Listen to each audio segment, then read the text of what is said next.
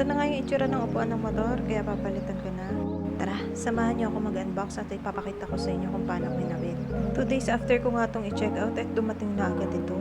2.5 ko pala ito nabili pero nakita ko kanina naka-flash sale, 1.8 na lang. Full black nga itong in-order ko para minimalist. Honda Click 125 ay nga pala yung motor ko, pero available din to para sa ibang motor.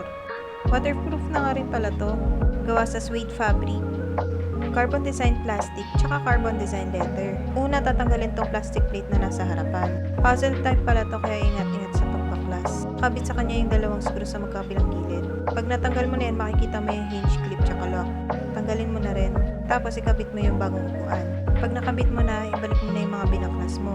Huwag mo palang kakalimutan tanggalin tong rubber seal seat dun sa lumang upuan tapos ikabit dito sa bago. Importante ito para hindi pasukan ng water drippings yung compartment. Less than 20 minutes nga pala ito kinabit. At ayun lang guys. Thank you for watching. Bye-bye!